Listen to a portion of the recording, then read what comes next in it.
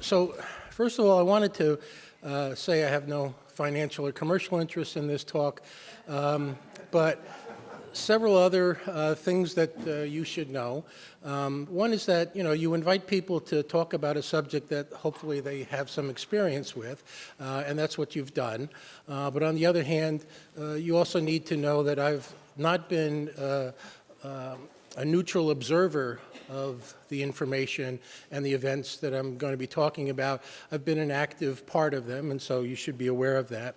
I was the last director of the Whiting Forensic Institute, the first director of the Whiting Forensic Division of Connecticut Valley Hospital, the last director of the Whiting Forensic Division of Connecticut Valley Hospital, and the first director of the Whiting Forensic Hospital. And those occurred in the dates and time frames that you see on the board there. But what I'm going to talk about today are my personal opinions. They're not representative of the agency, even though I'm still employed by the agency as a policy advisor. I thought I would use Whiting as the focal point for the discussion about this interface. Whiting is at the middle of mental health and criminal justice interchange. And it's also at the middle of a lot of the conflicts that arise about this, because there are different opinions, and there's an adversarial process. That's a deliberate part of the way we do business, but there's also the sentiments that people have who are on various sides of this interface. So I'm going to talk a little bit about Whiting to just set a background here. Whiting was built in the late 1960s. It was designed to hold 140 individuals. It was designed by a prison architecture firm. And it sort of has that quality. In a minute, I'll put up a picture and we'll talk about some of those elements. But when they designed it, they never thought about having staff in the facility. They thought about having staff behind a chicken wire glass panel in a little what looks like a guard station on the units, but they really didn't envision it as a hospital environment in which professional staff would need offices. So they thought it would hold 140 individuals. It can never hold 140 individuals. It opened in 1970. At the time, it was simply known as the Secure Treatment Center. A name hadn't been derived for it. That happened in 1973 in a public act naming it the Whiting Forensic Institute. And here's the top part of the slip from that public act. And this is the symbol that was used at the time for Whiting. We used to refer to it as WIFI. The usual symbol was in blue. This was what was used for the parking decals for all the staff. This red version is the only thing that I have left of the WFI symbol. This was from a medical record 3-ring binder that I saved. Just the outside, not the contents. It was named for Dr. Harry S. Whiting, who was the superintendent of CVH from 1959 to 1964. He passed away in 1969, and he was a beloved individual largely for his humanitarian work. And so the building was dedicated in his memory. This is the original architect's drawing from the 1960s. You can see that the building is diamond-shaped. It forms its own perimeter, which made it unnecessary to have exterior razor wire fencing, that sort of thing. And the building also, although you can't quite see it in this architect's drawing, from the, I don't know if I can, so you see, this is the front entrance here. When you approach it, you don't see much of the building because it sort of hides behind the front and fits down sort of a sloping, slope down from there. What's not here is a gymnasium that was built later in this area. And I'll now talk about a couple of others. So this is a more recent aerial view. You can see the gymnasium here. So this is looking at it from the opposite side.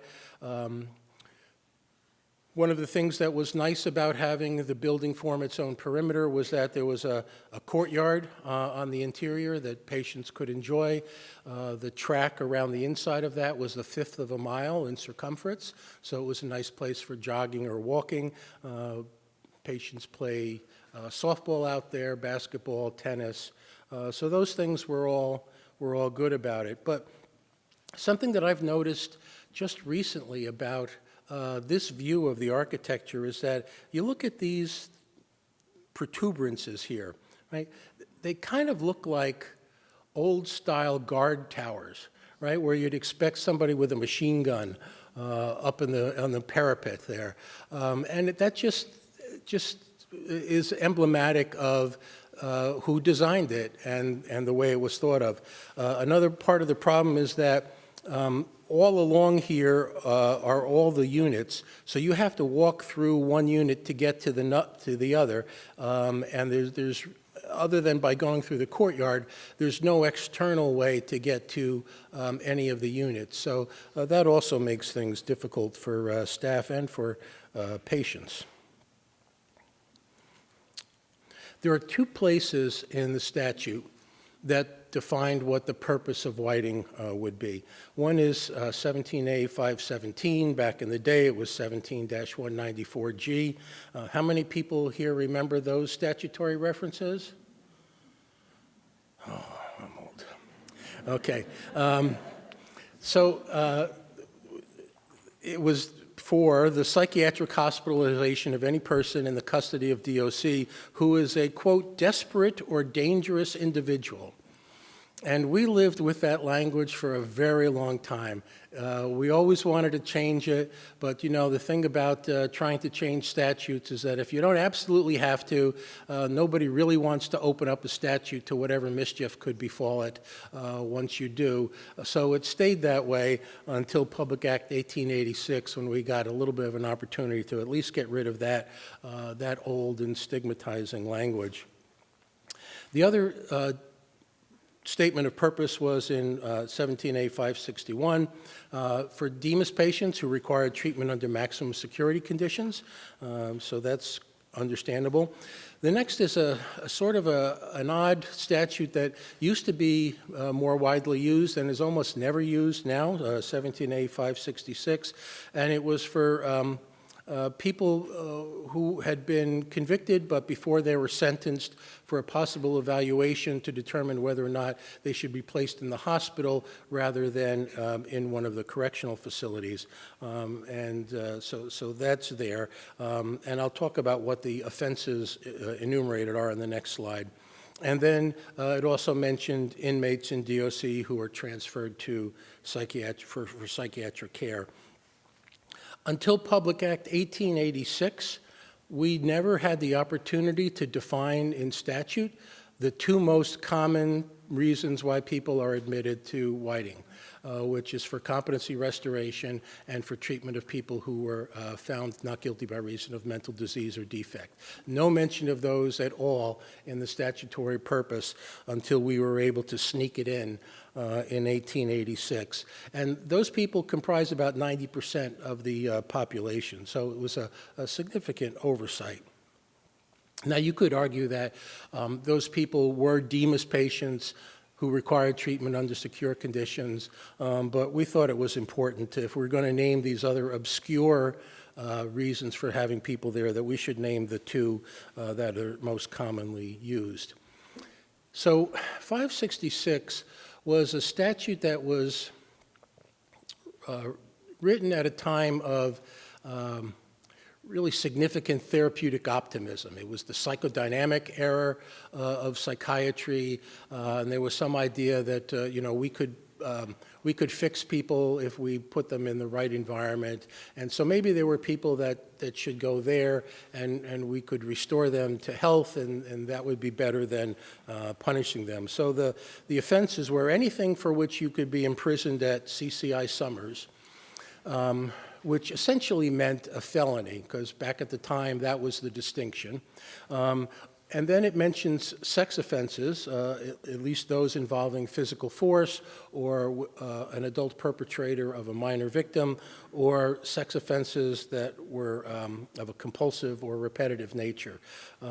Whiting has never had a sex offender treatment program.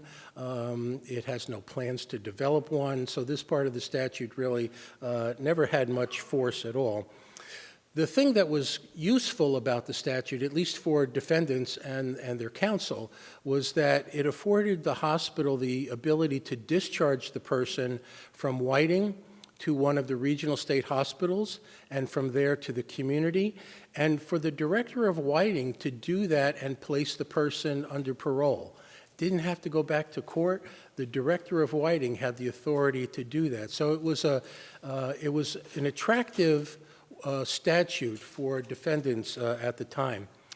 But in Public Act 8989, part of our national Get Tough on Crime agenda, parole was eliminated in Connecticut. And when the legislature eliminated parole, they eliminated all references to parole, and so they just eliminated this part of the statute and then changed it to, if someone got admitted to Whiting under this statute, when they were finished with their treatment, they would simply go back to the Department of Correction. So after 1989, the statute really had no more effect than the possibility of transferring an individual from the custody of the Commissioner of Corrections to Demas. So it was named the Whiting Forensic Institute from 1973 to 1995. It operated 4 units out of the 6 that were built.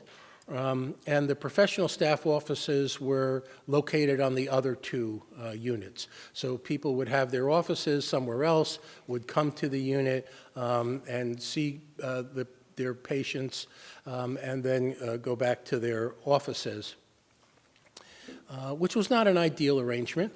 It was part of the trouble that the hospital got into in the 1980s that I'll speak a little bit more about in a minute. In 1988, in an arrangement that was brokered with the Department of Correction, the final 2 units were opened with the idea that this would be a place that the Department of Correction could transfer people who needed more intensive psychiatric care or hospital-level psychiatric care.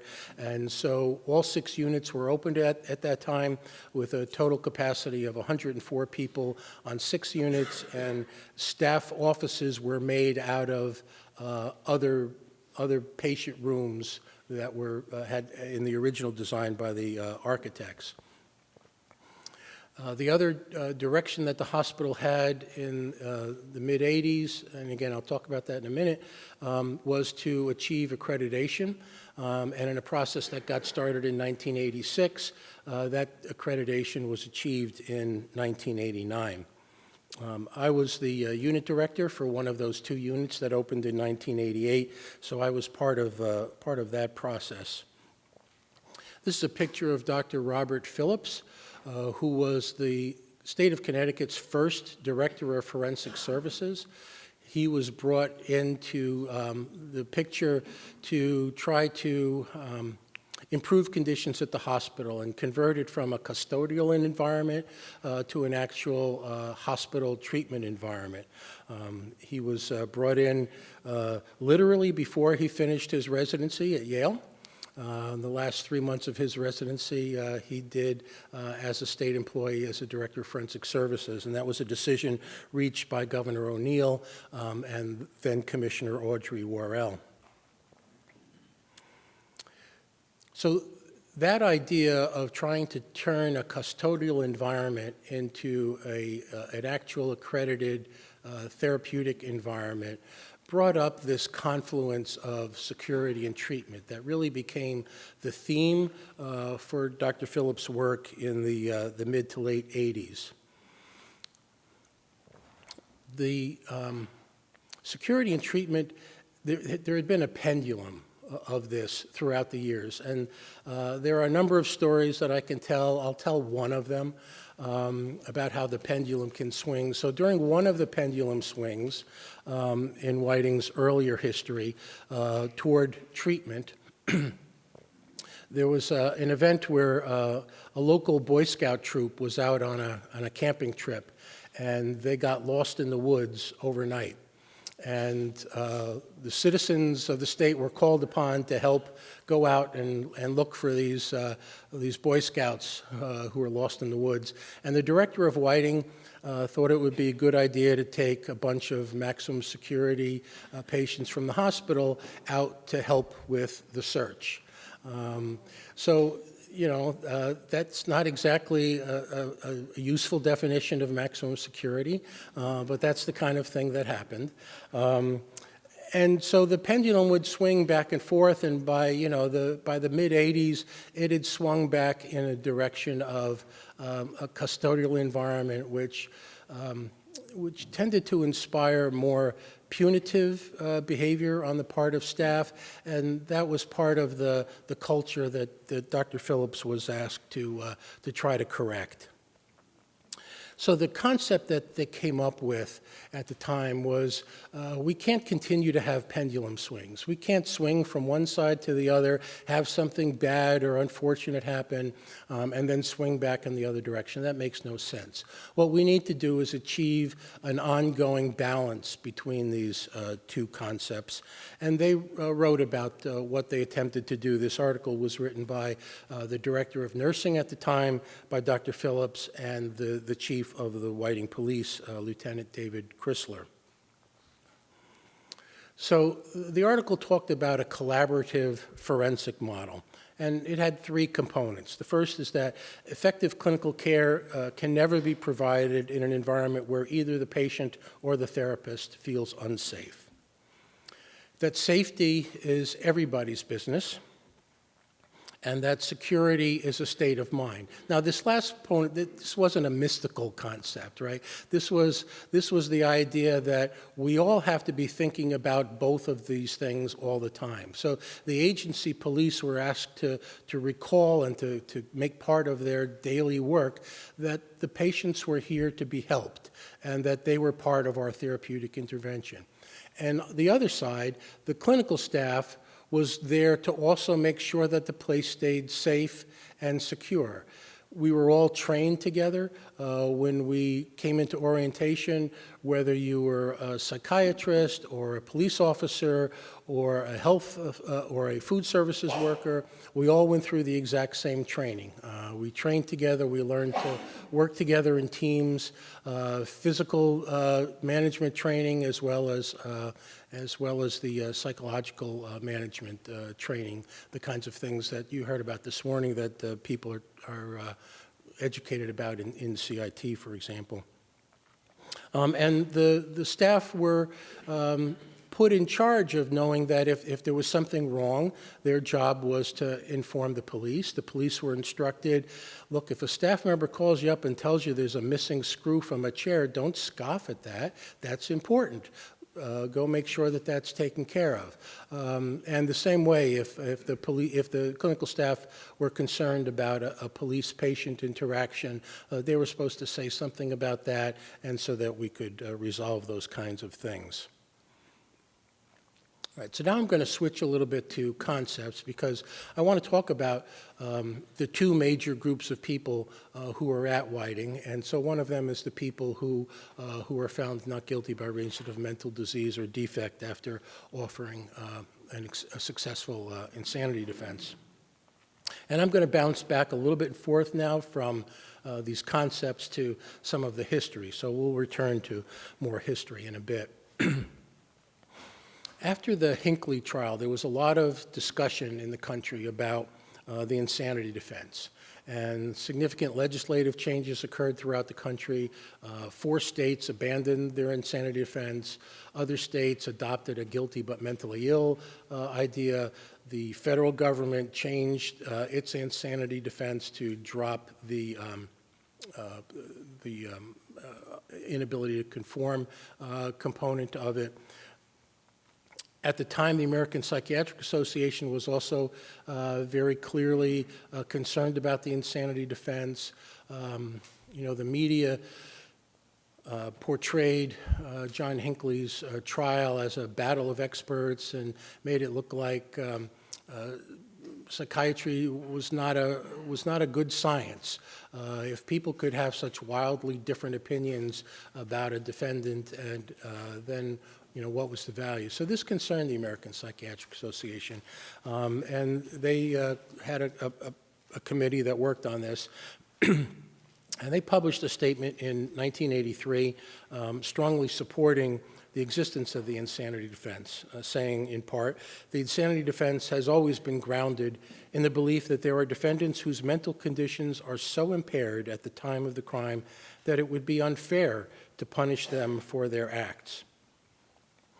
In that same statement, the APA strongly advocated for a model like the one that had been created in Oregon just a few years earlier in 1979 of creating a psychiatric security review board, a panel of people, multidisciplinary in nature, who would make those decisions as sort of a quasi-judicial body. And the APA advocated for careful, long periods of conditional release after an initial hospitalization that would include careful supervision and outpatient treatment. Connecticut adopted that model in 1985. It was modeled very closely after the Oregon model. There are some changes, but very closely modeled after it. And this was one of the factors that led the Treatment Advocacy Center in its 2017 report of the states to praise Connecticut for having a PSRB, and as they said, for having, quote, one of the best state forensic programs. At the time that the PSRB was created, we had 3 regional state hospitals, and we had the Whiting Forensic Institute. So people would come for their initial evaluation after a successful insanity defense to the Whiting Forensic Institute.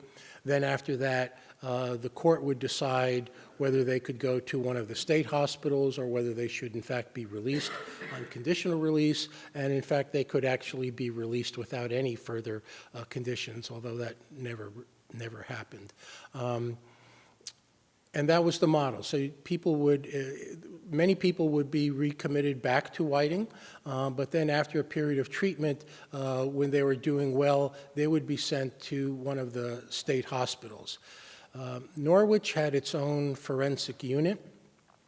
CVH in Fairfield Hills treated insanity equities mixed in with the rest of their population, although all 3 state hospitals had a forensic liaison team, which was a psychiatrist and then either a social worker or a psychologist who had some special expertise in forensics and in risk assessment, and their task was to monitor the work of the teams and make sure that appropriate risk management was occurring. But within 4 years of our adopting that PSRB model in Connecticut, we had a significant tragedy in the state.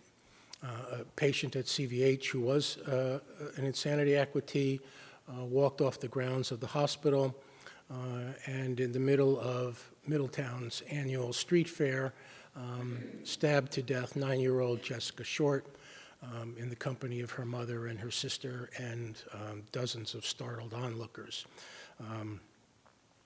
It was a major traumatic experience for the community, obviously for the family, and for the mental health system as well. Following this, every equitee who was still admitted to the hospital but was out on temporary leave, whether that was for daily work assignments or for overnights, they were all brought back to the hospital immediately.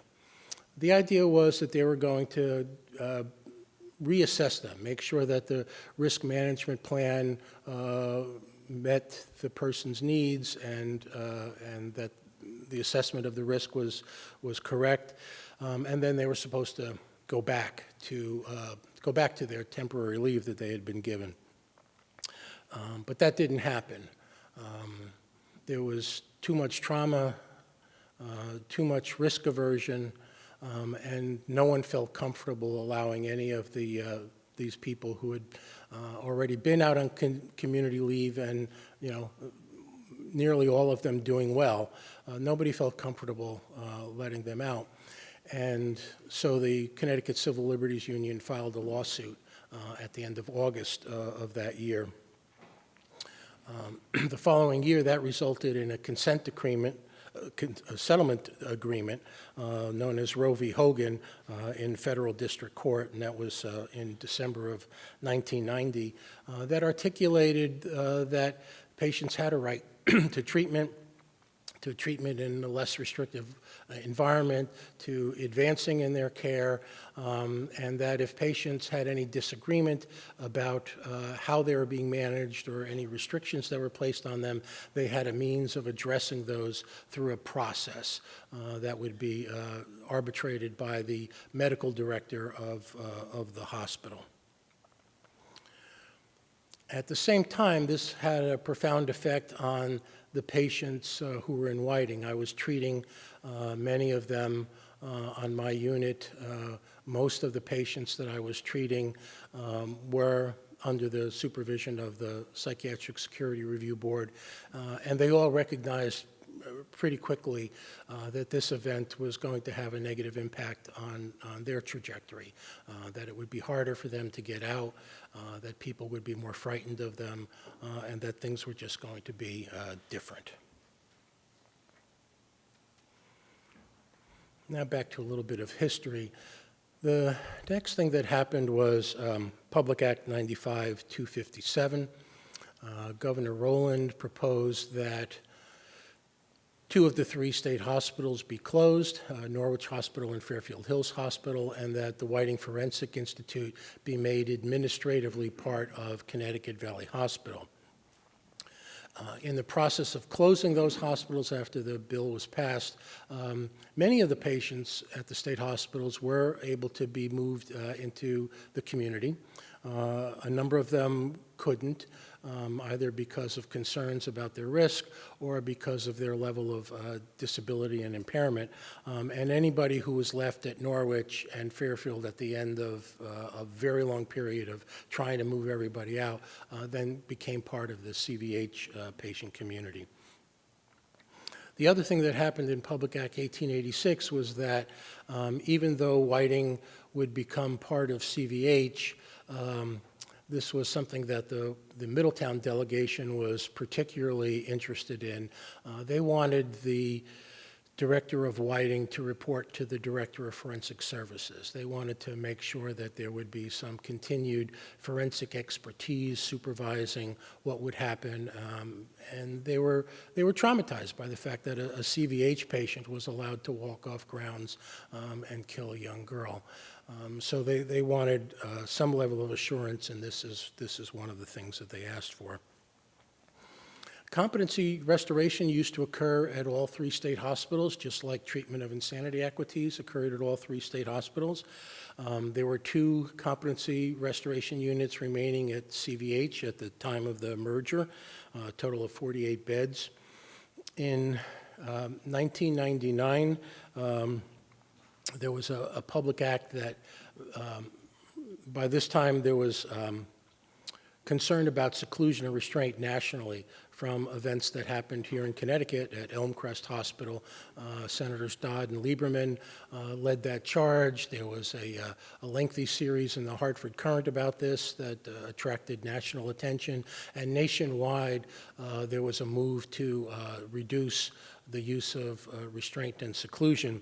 And it became one of the laws passed was that we couldn't use mechanical restraints to transport people, but an exception was made for people at Whiting. And the CEO of CVH took advantage of that and decided, well, you know, these people that are on our competency restoration unit, some of them have significant bonds, and the court expects us to maintain custody of these people. So transporting all of them without any kind of restraints is a risky business. Let's make those 2 units part of the Whiting Forensic Division, and so that's what was done. A year later, the legislature changed that statute And rather than say patients at Whiting would be accepted from this rule, it said that patients under certain legal statuses would be accepted, and competency restoration was one of them. So a year later, that move became unnecessary, but it wasn't taken back, and it actually became a useful part of the development of expertise within the forensic system. Eventually, one of those units was closed, actually before it got moved to Dutcher Hall because it wasn't needed, which was a good thing. And the PSRB patients who were dispersed throughout CVH were all made part of the Whiting Forensic Division and placed in one building, excuse me, Dutcher Hall, which became our enhanced security treatment setting as opposed to our maximum security treatment setting. So this is a picture of Whiting during those years when Whiting was the Whiting Forensic Division of Connecticut Valley Hospital, but the Whiting Forensic Division didn't really describe the building. It described both the Dutcher building and the Whiting building, and we never really found a great term for the Whiting building, and this is what it got referred to, at least on this signage, Whiting Forensic Services. We rarely use that, mostly at the hospital. We just referred to Whiting and Dutcher. And then the next phase occurred through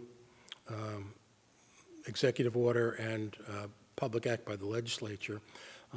You'll all recall the patient abuse crisis that occurred in 2017 in the maximum security building, where one of our patients was abused by our staff over an extended period of time, resulting in 36 people being fired, 5 of them being prosecuted, and several of them serving time in correctional facilities. At the same time, Whiting was still part of CVH, and the news about this abuse prompted the Centers for Medicaid and Medicare Services to want to conduct a review of the hospital, and so they did that. And they paid particular attention at that time to our insanity equity population. And although they had noted in the past that we didn't really control the discharge of these people, the PSRB did by statute. And in previous years, they would ask about that, and they'd sort of, press us a little bit, and we'd say, well, yeah, but, the patients participate in the discharge plan like they're supposed to, and, we try to collaborate, et cetera, et cetera. And every year prior to that, they accepted that explanation. But in the aftermath of the patient abuse and the scrutiny that was being applied, at that point, they basically said, if you're going to continue to have patients at this hospital who are not able to control their own discharge and is controlled by some external body, the hospital can't be certified. So that meant that the existence of the PSRB population at Whiting put all of CVH at risk of losing its federal funding. And Governor Malloy, in an executive order, first directed the commissioner to separate the two hospitals, and then the legislature followed that with basically the same requirement in Public Act 1886. And we had 4 or 5 months to do that, which was not easy. That act also created a task force to study both CVH and Whiting. It made Whiting subject to Department of Health licensure, which had never occurred before. The state did not have a policy of licensing its own facilities. It licensed other facilities, but not state facilities. But after those events, the legislature wanted more oversight and enlisted the DPH as part of that. And then the director of Whiting reporting responsibility was also changed to report directly to the Demas Commissioner, thinking that the Demas Commissioner needed to be more directly aware of what was happening at Whiting and more directly responsible for what was happening at Whiting. And as I mentioned before, this, while they were doing all these other things, they allowed us to think about anything else that we'd like as part of it, and we ask them to remove that desperate or dangerous individual language as part of it. Now, the PSRB, as much as Whiting, is at this interface. In 1996, the legislature added a victim advocate as the 6th member of the board.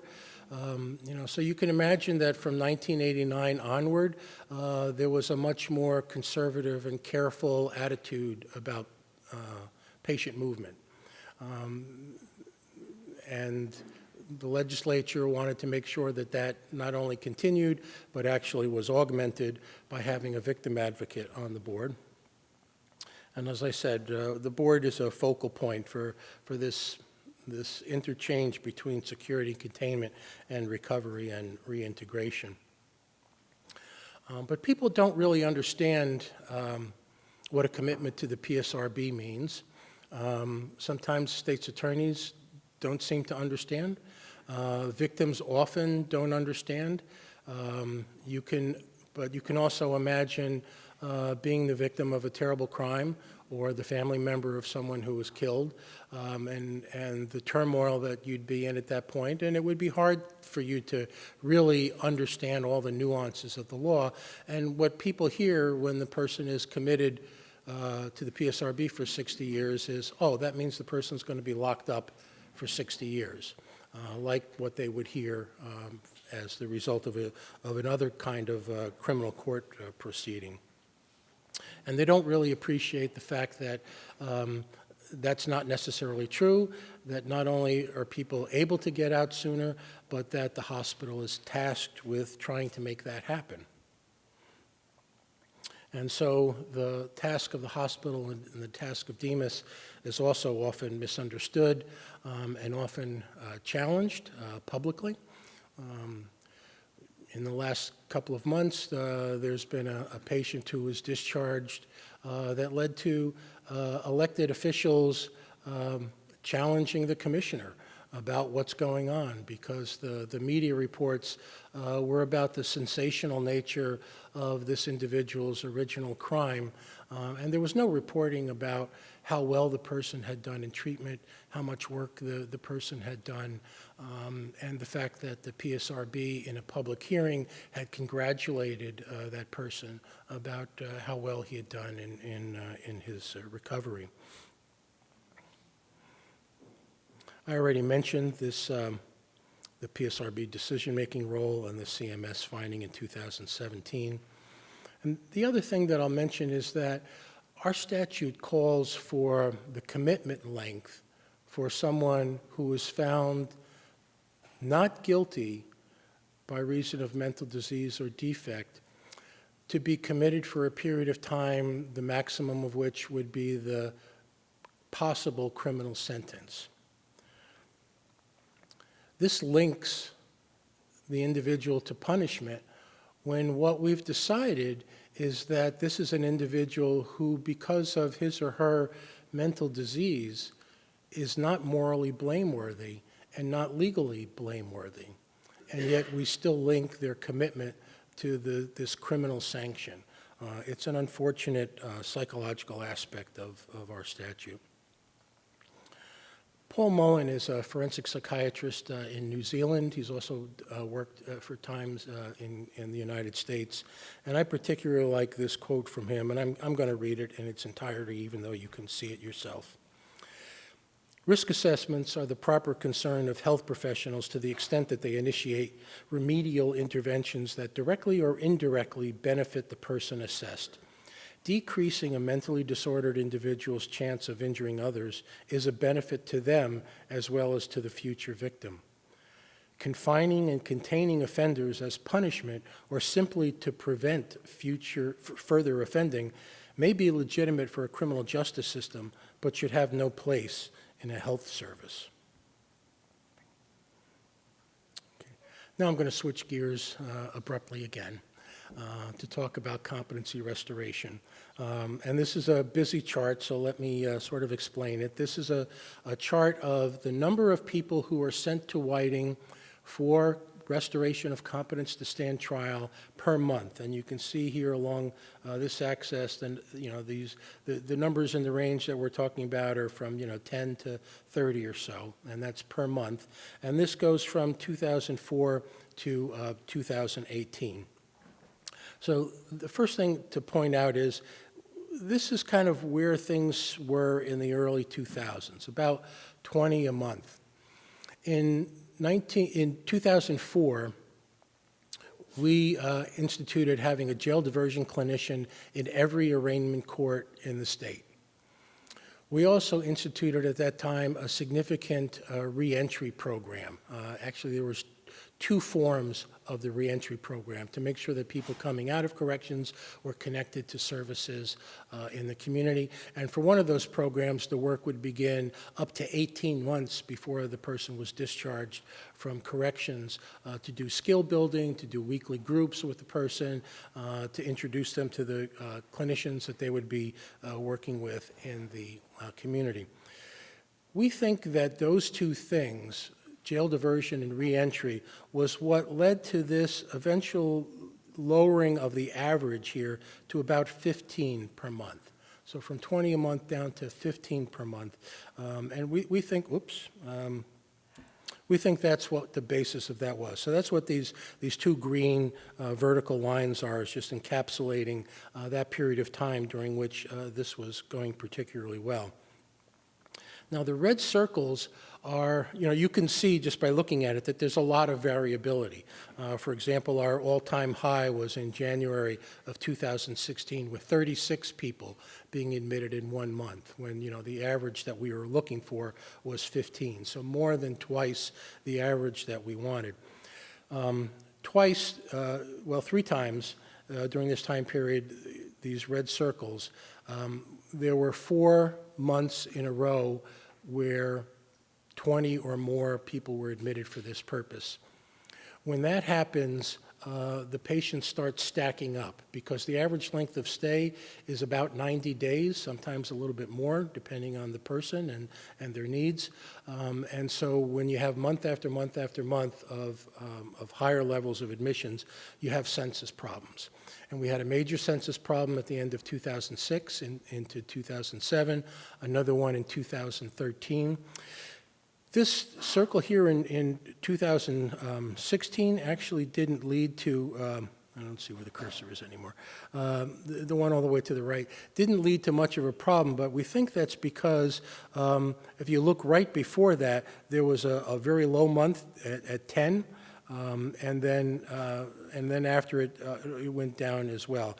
But now this is a slide that you can ignore everything to the left of the vertical red line because you've just seen that on the previous slide.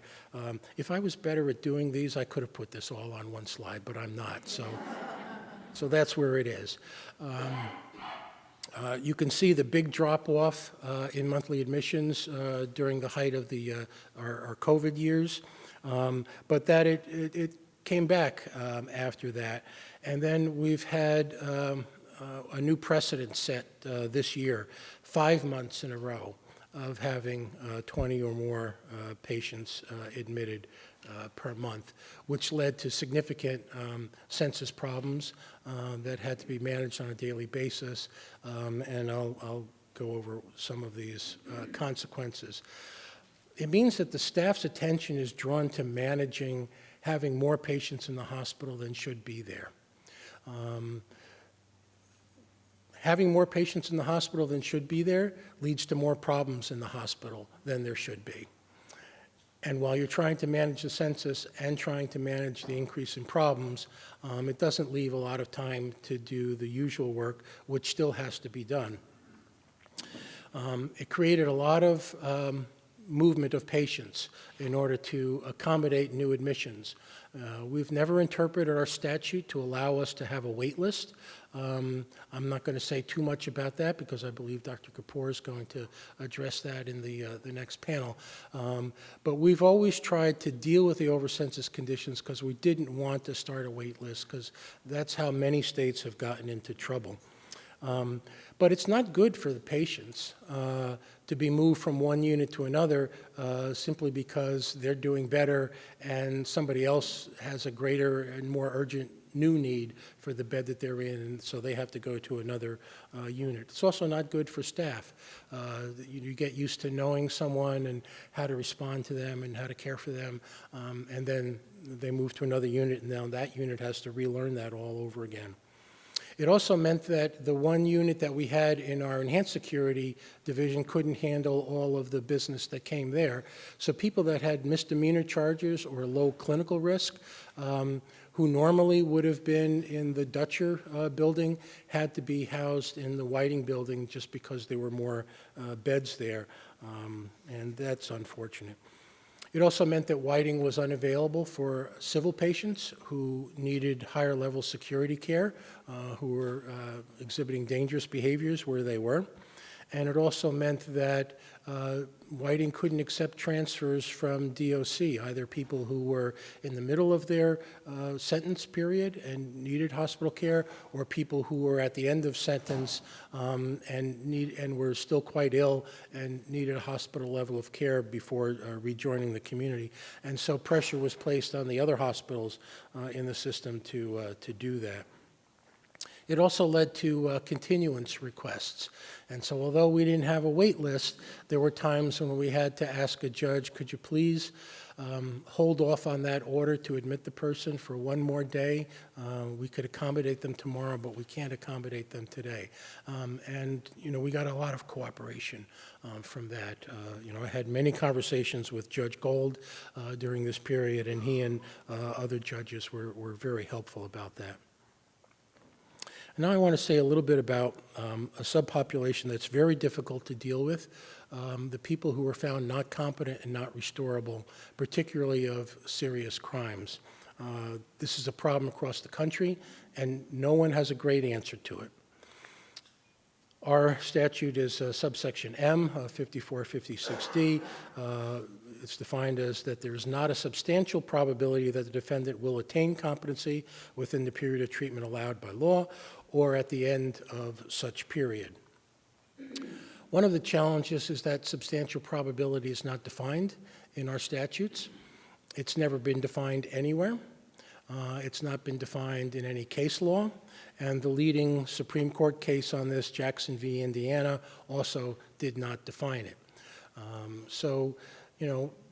Suggestions have been things like, well, substantial probability means reasonable likelihood, or a term that I kind of like, even though it's awkward and uses a double negative, is not an insubstantial probability. I actually think that adds a little bit of meaning, but it's hard to propose something that's so awkwardly constructed and that utilizes a double negative. We've had a judge tell us, well, probability already means more likely than not, so substantial probability must mean substantially more likely than not, right? So pushing at the clear and convincing evidence sort of standard. So that's a problem. But how to deal with these individuals is a problem for judges, for prosecutors, and for victims. People are found this way who have been charged with murder, assault 1, sexual assault, kidnapping. So there are serious charges, and we don't have a great way of dealing with them. What happens is that they get referred for civil commitment. And the judges can order that Demas apply for civil commitment for these individuals, which is fine when we think the individual actually needs it. But when the person doesn't meet the civil commitment criteria, the court orders us to file a false petition with the probate court. And we don't like that. It's uncomfortable. As a clinician who has to sign their name to a petition like that, signing something that you know is false is really quite uncomfortable. So when this happens, we call the local probate judge and say, the Superior Court has ordered us to do this. We don't actually think the person meets the criteria, but, it's a court order and we have to follow it. And our probate judge is very good, it's Judge Joseph Marino. He said, I understand, we'll have the hearing and I'll make my decision based on the facts of the case. And so at least it works out that way. It's still uncomfortable. The other thing that happens is even if someone gets civilly committed, the criminal court often leaves a high bond on these individuals, even though the person is with us in Demas under a civil commitment statute. And the subparagraph M says that the patient shall be treated as any other civilly committed patient. Well, civilly committed patients don't have bonds on them. And Demas doesn't have an authority to hold people in custody apart from the hospitalization standards. So there's really no meaning to a bond except that it makes it very difficult to move people out of the hospital when they have a high bond. Try talking to a community provider and say, we'd like you to take this person into community treatment. Yeah, they have a $1.5 million bond, but don't worry about that. It doesn't work well. And so we wind up having to contact the courts. Sometimes we need some help. I've had many of these conversations with Judge Gold, with Judge Devlin before him about these cases. And usually we can get the court to make some acknowledgement of that. Because we're not a custodial agency. That's not our purpose. The other thing that happens, or at least has been able to happen since 1998, is that the court can order a periodic review in case that the individual would recover their competence essentially spontaneously, such that they could stand trial for their crime.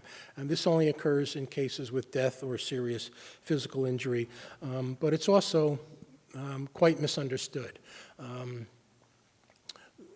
Courts don't understand that when people are under periodic review, we're not trying to restore them to competence any longer. That's not part of the mission. And it can't be because of a state Supreme Court decision in 2008 in State v. Jenkins, where our Supreme Court ruled that the amount of time that you spent in restoration is cumulative. So if we restore someone, say in 12 months, and they go back to corrections to await trial, and they stop taking their meds and they decompensate and they're incompetent again and they need to come back, now we only have 6 months to restore them because the 18-month clock starts where it left off in the ruling of our Supreme Court case. So we're not doing that. We're also not necessarily holding anybody. There's no monitoring of anybody. They're being treated the way the statute tells us to treat them, like any other civilly committed patient. But it's a problem. So we tried to address it. I chaired a work group that met for 2 years, from 2013 to 2015. It included judges, a prosecutor, a defense attorney, and agency representatives. We started by looking at the American Bar Association Standards for Criminal Justice Mental Health, published in 1984. And they recommended in such serious cases that there be a special hearing on factual guilt with the possibility of special commitment, and that the person would be committed to whatever procedures were used in the state for their insanity equities. In the commentary that accompanied those standards, they wrote, the ABA believes strongly that a procedural mechanism must be provided to determine factual guilt or innocence of non-triable defendants in fairness to them and to commit to compelled hospitalization dangerous former criminal defendants in fairness to society. Those standards were updated in 2016. The review committee that was charged with reviewing this particular recommendation voted to continue with it, but at some higher level in the organization, a decision was made not to follow the recommendation of the review committee, and they simply left this out of the currently existing statutes. In our work group, we looked at 2 other states. that had tried to follow those standards to some extent. New Mexico has a hearing in which if the person is found by clear and convincing evidence that the person committed the crime and is dangerous, then they could be committed to the hospital with a rehearing every 2 years. Ohio says a similar thing, except that their standard is the person is mentally ill and subject to hospitalization. In both of those states, there have been appellate cases that have upheld the constitutionality of those procedures. After we met, Oregon developed this extremely dangerous person statute where they actually do commit the person to their PSRB. This started as people who were not competent, not restorable. They eventually just rewrote it as extremely dangerous persons because they were afraid of the constitutional challenge about doing this to people who were not competent and not restorable. So the statute actually is in their civil commitment statutes and doesn't refer to those who are not competent and not restorable. We failed after 2 years to achieve consensus. We had drafted a rewrite of nearly everything in 5456D, but in the end, the defense attorneys couldn't get past what they thought was the ethical conflict that they would face of representing someone at a proceeding in criminal court at which the person was not competent. And one of our state agencies declined to sign on because they didn't want to cede authority to allow the court to order or direct their treatment under some form of special commitment. So there are a number of people who were faced with this periodic review, people that have permanent brain injuries, intellectual disability, chronic psychosis, who are very unlikely to ever regain competence to stand trial, but who have to go through this process periodically. This was set at a 6-month interval in 2010. And in 2018, a mother's advocacy led to a change in this to an 18-month review. This is a mother of a young adult who had intellectual disability. The statute is silent on whether a defendant might be sent for restoration following a periodic review report that noted that treatment might be possible. And so the first time this came up in one of our Office of Forensic Evaluation teams did an evaluation, and they said, you know, the person's not competent now, but we think they could be if they were treated. What should we do? And so I had to make a decision about that because the statute is silent on it. And I said, well, let's provide the court with that information and let the court decide how to handle it. So that's how we've managed these, and courts have dealt with it in different ways. So some courts have said, well, that's nice of you to tell me that, but the statute doesn't allow me to do anything with that, so I'm just going to find that the person's not competent and we're going to move on. Other courts have said, oh, well, in that case, I'll send the person to the hospital for restoration treatment, and they've done that. That doesn't work, though, usually. The problem is that many of these people are very similar to our acquittees, except that they are even sicker. They were too ill or impaired to actually even stand trial, and so there's no monitoring of their care and status by the court or any other judicial body, even though they're quite impaired. So this remains a problem. How do you want to deal with our time? Do you want me to stop now? Yeah, okay. So I just want to say, all right, I'm going to cheat a little bit here for it. The task force report out of Public Act 1886, one of the things they said was we need a new physical plant for Whiting that would be better treatment milieu. And so they, a study an architecture study was affirmed by the legislature. That's happening right now. It took over a year for the RFP process to get the architecture firm, but that's in place. The hospital staffs have been meeting with the architect. Well, now I can't see what's going on. Oh, there it is. Okay. The study report is due in January. There are 2 sites in Middletown that are being studied, and this is just to give you an idea of what the design of the unit will be like. It's meant to be more open, more spacious, use more natural light, have more access to green, and for patients to be able to get outside. So, for example, every one of these units has its own little courtyard that the patients can freely access that's closed off from the rest of the hospital. And the bedrooms are down, 3 corridors, and there's a central point where the staff will have observation and can see every door on the unit from where they are. So this is what's being designed.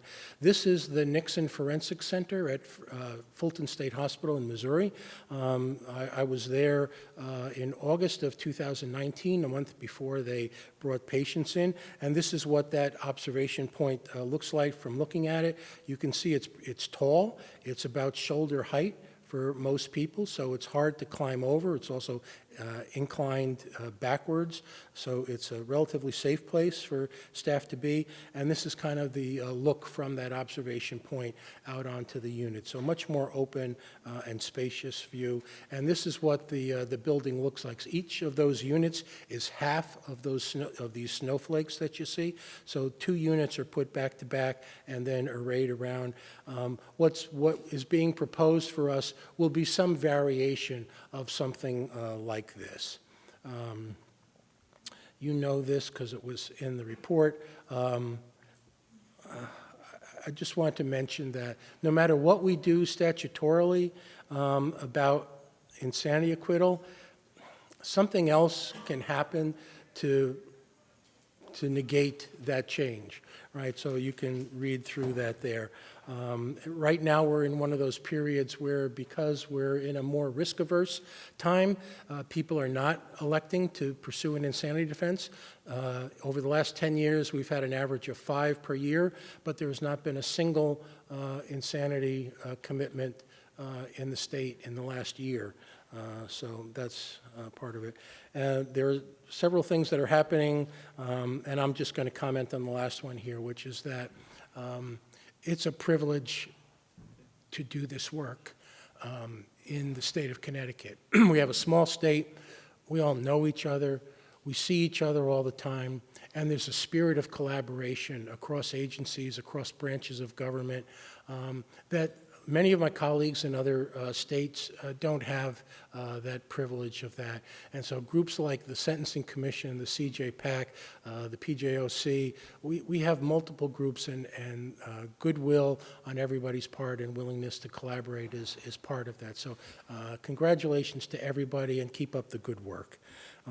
These are the references. I'll leave these up. Well, I don't know if we're even going to take time for questions, but I want to thank you all for your kind attention.